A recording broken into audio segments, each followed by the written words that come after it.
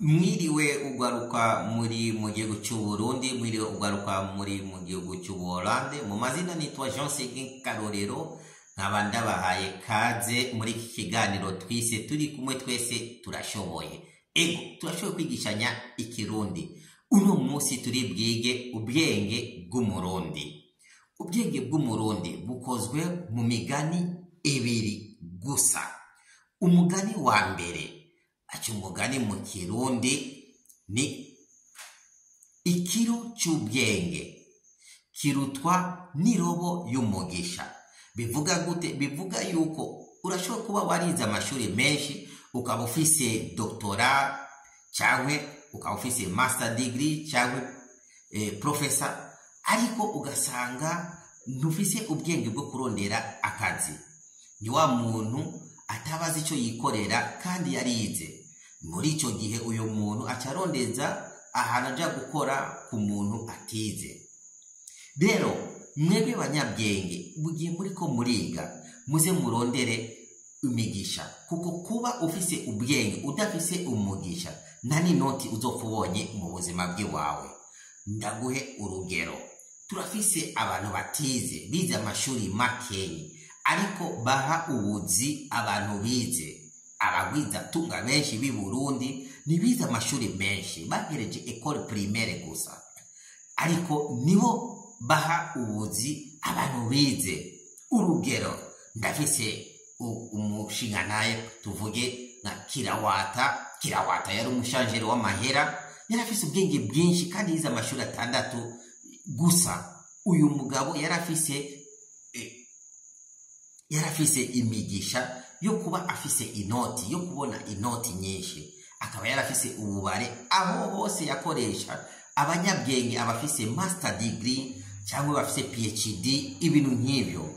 Urugero rwa kabiri, ariho akabare bita Chez Gerard mu Kigobe. Uyu Chez Gerard yize amashuri 3 gusa ya école primaire, ariko Imana yaramuhaye umugisha, imuha n'imbano izo mutunga. Akaba mu kazi kiwe k'akabare kwa Chez Gerard hakora gusa abantu bafise ama licence, master degree. Urumva yuko kuba ufise ubwenge bwinshi siko gutunga mu buzima, ugombye kuba ufise osi n'imigisha. Ido nido nukuvuga yuko wewe wa mujene uri kuriga ufise ubwenge bwinshi, uzuramenya imbano yiwawe ni yahe. Ugombye kuba ugize kumenya ubwenge bubiri, ubwo kwishuri no kumenya imbano yiwawe.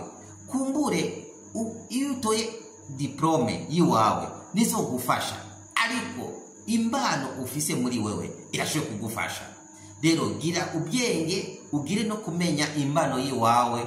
Ido nido arivyo bizogufasha mu buzima bw'iwawe, kuko benshi mu gihugu barafise ama diploma ariko nta buzi bafise. Urumva yuko nta n'imbano bafise, na nubwo bashatse kumenya imbano yiwabo.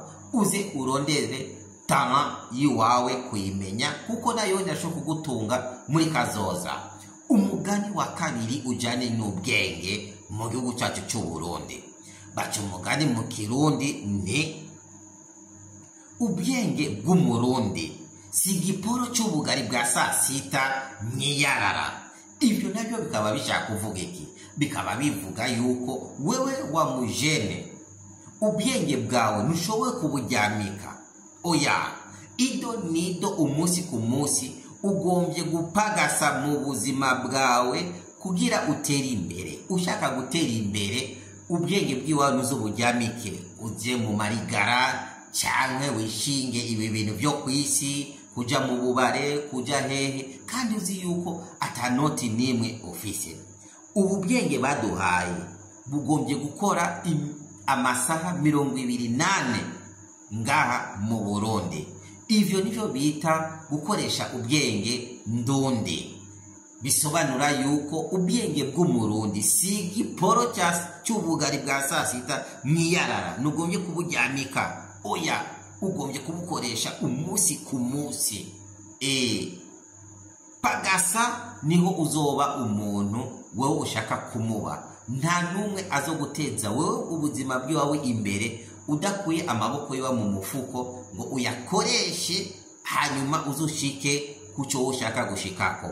Murakoze cyane mwebwe mukurikiranye iki kiganiro cy'uno munsi, tukaba twongeye kubibutsa imigani ibiri ikoze ubwenge bw'umurundi. Umugani wa mbere uvuga ikiro cy'ubwenge kirutwa n'irobo y'umugisha.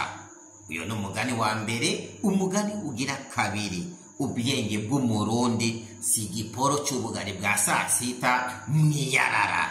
Tuze tubukoreshe ido nido kugira twese hamwe muri bwa bumwe bwacu n'ubutandukanye bwacu tuze dutere imbere kandi duteze igihugu cyacu imbere. Murakoze cyane mwebwe mukurikiranye iki kiganiro. Tukaba tunabasaba fyonda subscribe toujours kuri chaîne ya Sige TV kugira muze murakurikirana ibiganiro ido nido birengana. Murakoze cyane. Imana nibahezagire ijoro ryiza n'umutaga mwiza mubari ku mutaga. Murakoze. Ciao ciao.